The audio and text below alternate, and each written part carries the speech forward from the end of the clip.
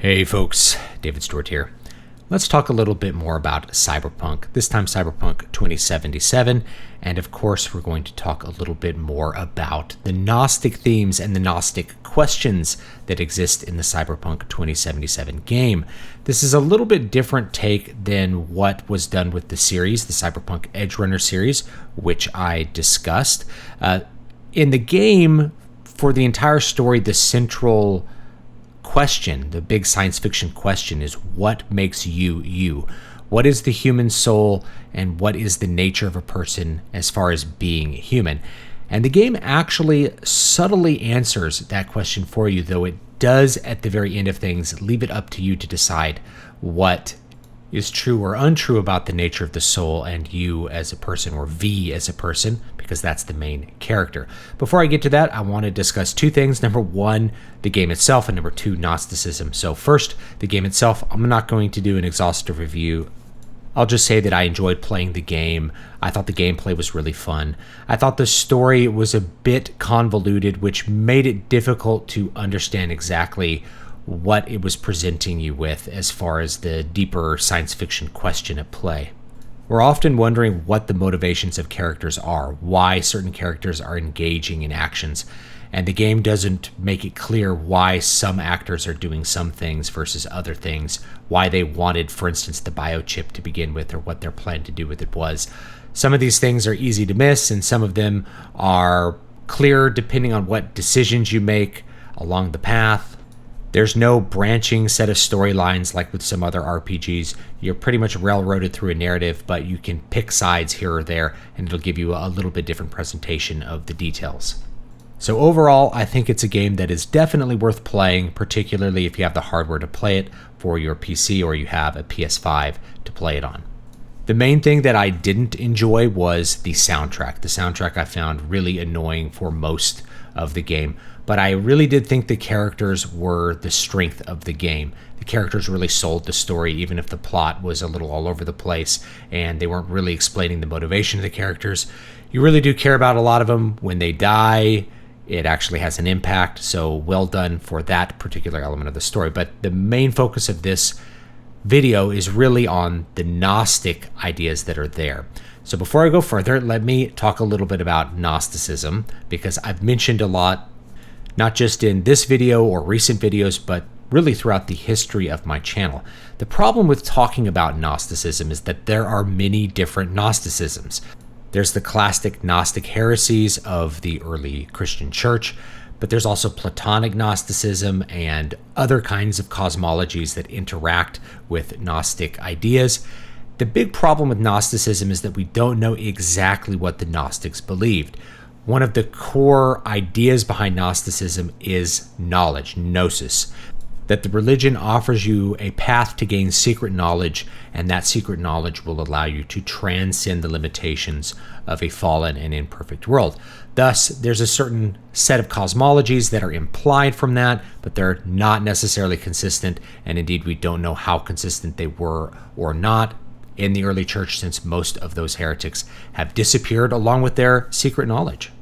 The core cosmological idea is that the world is an imperfect creation. It was created by an imperfect God being called this Demiurge, and he didn't have a clear vision of the concept realm, and so all of the expressions we see in the world of higher level concepts, which you as a spiritual being can access, are imperfect representations of them. Thus, there are many different kinds of trees, but you haven't seen the full perfect concept tree, the tree from which all other trees are derived, the perfect representation of what a tree is supposed to be as a category. And the Demiurge, having an incomplete vision of these things, being hidden away for various mythological reasons, thus produces the world in an imperfect fashion.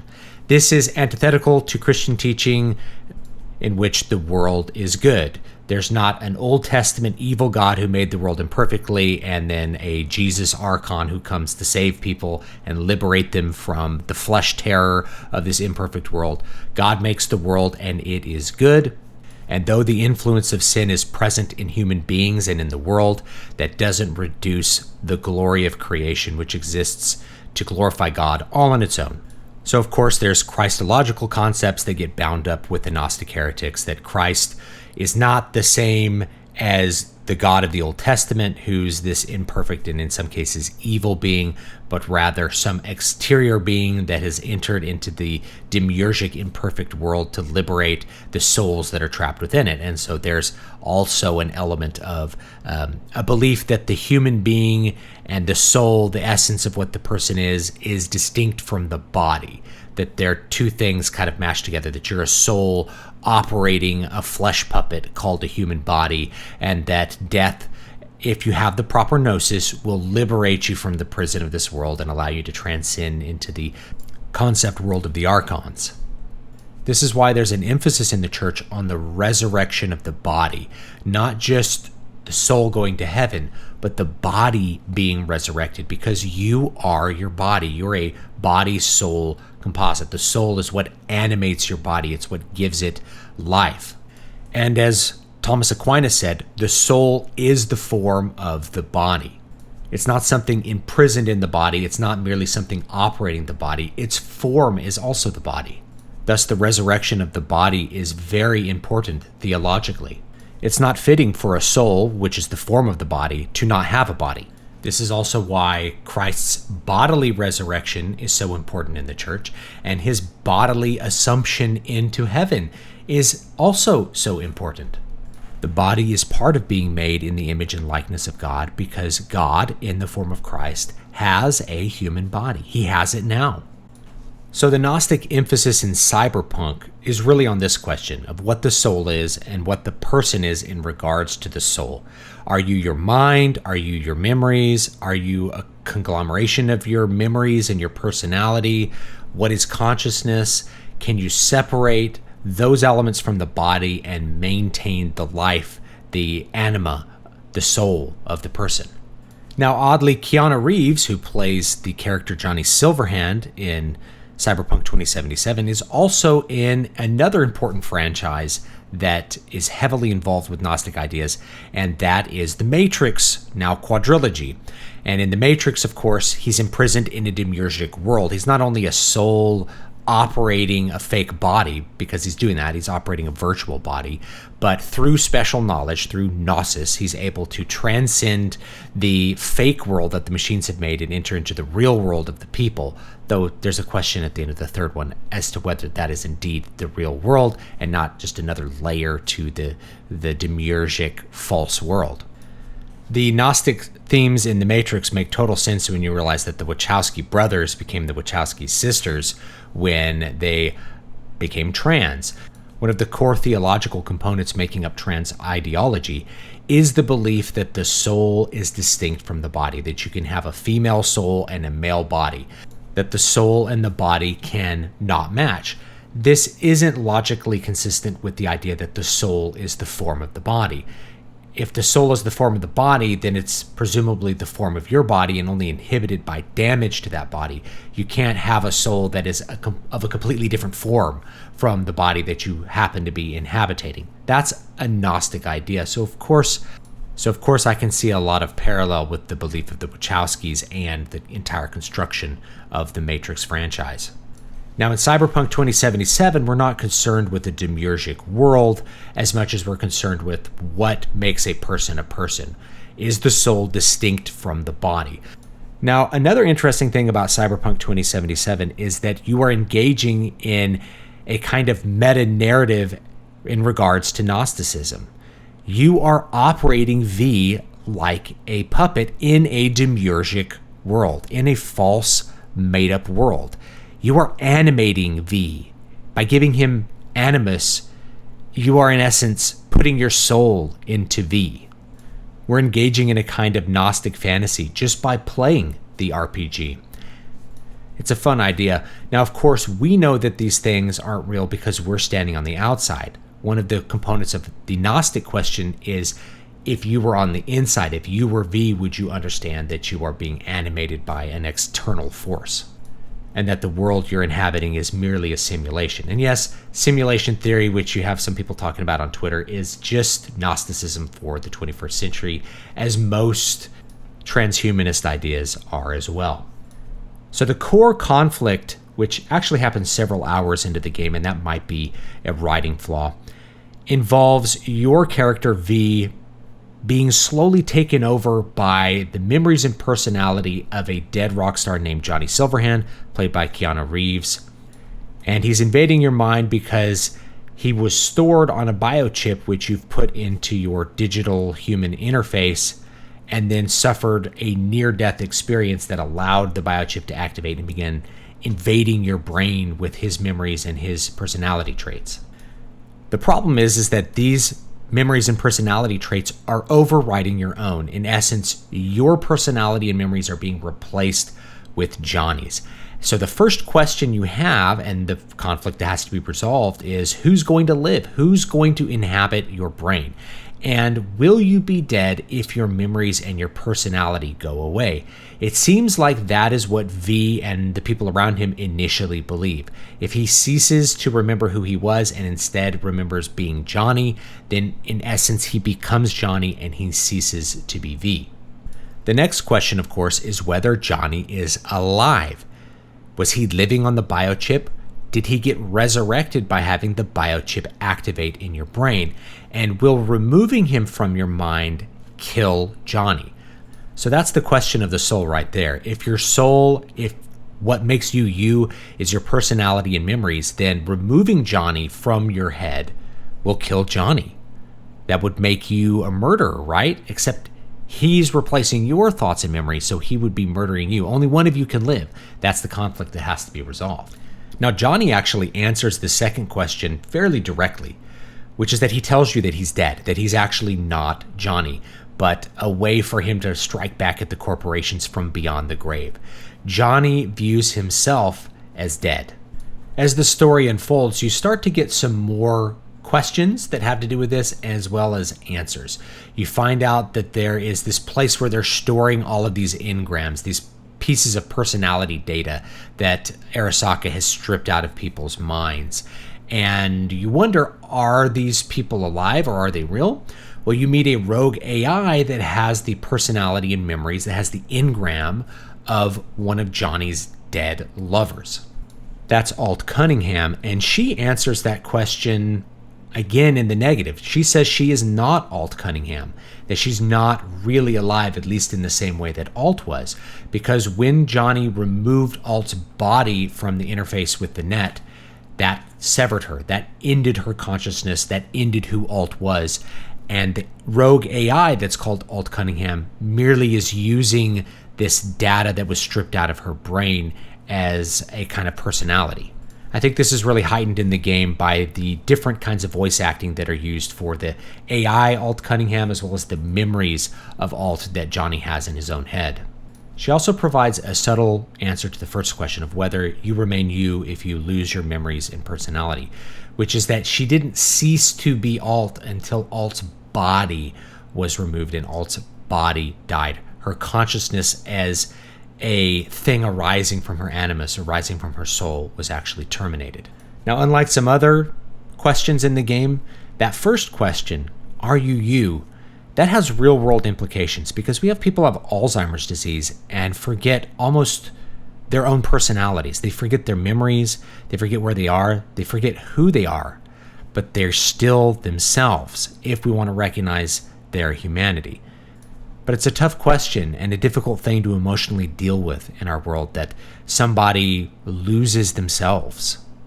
With all that in mind, Alt is the one who presents a real solution to the story conflict of the game, which is that she can remove Johnny from your head using a program she developed while she was alive called Soul Killer, which removes memories and kills the person in the process.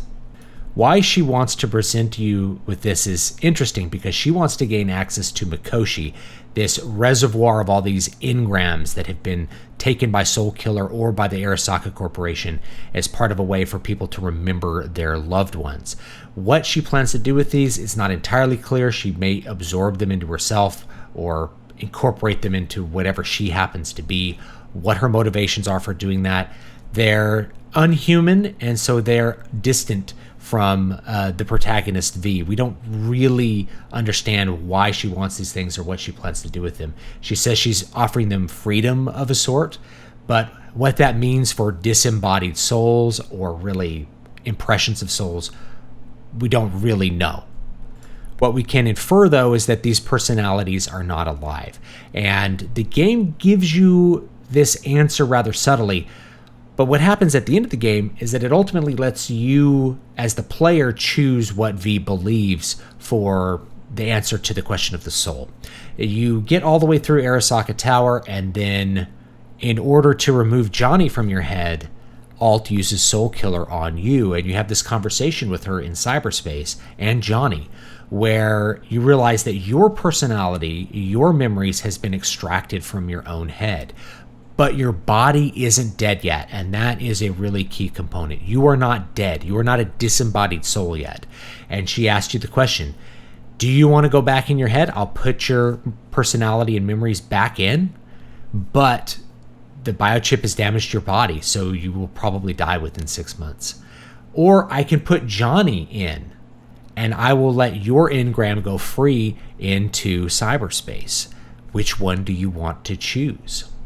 If you have this Gnostic view of the soul, then the optimal choice would actually be for you to go free into the cyberspace area and to give Johnny your body, because he gets to inhabit and live in the body for a longer time. It's a more utilitarian answer. But for me, I chose to put V back into his own body, even though it would have a shorter lifespan. I don't think there's necessarily a wrong answer, though, because I think the answer to the first question is that even if you put Johnny's memories into your head and you forget who you are, you don't cease being you. V does not cease really being V even when Johnny is inhabiting his head. And there's a clue to this, I believe, in the way that the game presents its entire narrative. It's a first-person game. So even when you are Johnny, even when V has turned into Johnny and Johnny's taken over V's body to do certain missions, it's still the player playing. It's still you, the human being, operating V, operating the simulation. It's not Johnny. You're not watching cutscenes of Johnny. You are Johnny. So that leads you to a little bit of a clue that even if V has lost the memory of who he is, even if Johnny is supposedly in charge, it's still V. It's still the human being V, just with a damaged brain. Just like how a person with Alzheimer's can have their brain damaged so that they aren't unable to be themselves fully. Just like a person can get into an accident and suffer a traumatic brain injury, forget things, or have a personality change, and ultimately not cease to be themselves because they're still animated. Their anima is still within them. Their soul is still who they are. A brain is something that you use. It's part of the holistic being of yourself. So I actually don't think there's a right or wrong moral choice here at the end. It's either you making a decision about what you want to die and under what circumstances you want to live. Do you want to live as yourself for a shorter time, or do you want to live for a longer time but lose a big part of who yourself is? Now, the engram that gets separated from you, whether it's Johnny or it's you escaping into cyberspace, that's an impression of your memories. It's like a super enhanced video of you. It's like an interactive bot made to duplicate things about you. It's ultimately not V. It's not you, the player. It's not V, and it's not Johnny. It's not either one. They're impressions, they're engrams, they're imitations of the person that was once alive. It's in a lot of ways like a mockery of the person being alive. Now, there is one ending where I think if you choose the Arasaka ending, you are basically given the choice to either die or to go into Mikoshi. Now, if you choose that particular solution as an optimal solution, maybe in the future they can put your engram into some other body, then you are choosing the transhumanist and Gnostic view of the soul, which is that it's something which can be separated from the body. It's not the form of the body. It's something other than the body. It's your personality, your memories. It's this transient process that's existing in your brain. So even though even the AI in the game has a belief that engrams are not people and are not human, you as a player in this Gnostic simulation through this demiurgic false world can choose to believe that. I think that's very interesting. So while the game ultimately lets the player make the choice as to what these things mean, the game is really pointing away from the transhumanist idea that you can separate the soul from your body in a physical way, that you can put yourself on a chip and therefore achieve immortality, ascend above the sinful limitations of our limited and finite bodies, which die after only a short while. I found this conclusion being rather compatible with traditional Christian views to be a little bit odd, because most science fiction that deals with this question wants to point you in the opposite direction in an uncomfortable way. Ghost in the Shell and Blade Runner both seem to point in a more transhumanist direction, but Cyberpunk seems to stick to a much more holistic view of what a person is, that you're not just your body and you're not just a set of chemical processes, that you're not just your memories, that you're not just personality traits, that you're all of those things. I was pleasantly surprised with how much depth they actually allowed the player to experience with this particular theme. And with all of that, you have to wonder, how were you experiencing Johnny? How was V experiencing Johnny, talking to him and interacting with him or taking over his body? And the answer is Johnny is V, that the chip, by implanting Johnny's memories into V is talking to himself. He's talking to an element of himself. It's not Johnny, it's V. It's a part of V that has had his brain damaged and had alterations made to it so that he remembers and feels things that aren't original to his own experiences. Ultimately, V is talking to himself the entire time, and Johnny was never alive as part of the experience. He died way back in 2022 when Soulkiller obliterated his brain and stored his personality on the biochip. Now, the game doesn't emphasize this, but that's the conclusion that I come to, given all the other information that they give you about the nature of engrams and the soul and who you are as a person. It's V experiencing a kind of mania by visualizing part of his personality that has been the result of brain damage inflicted upon him. Very interesting. So leave me your thoughts down below in the comments section. I'm really interested to see what other people think about these particular themes in this game. The newest books are Afterglow Generation Y, which is a collection of short stories dealing with the perspective of people born from the late 70s through late 80s. And of course, Al Shafalda, a fantasy tragedy in 5 acts. So check out both of those, and I'll see you all next time.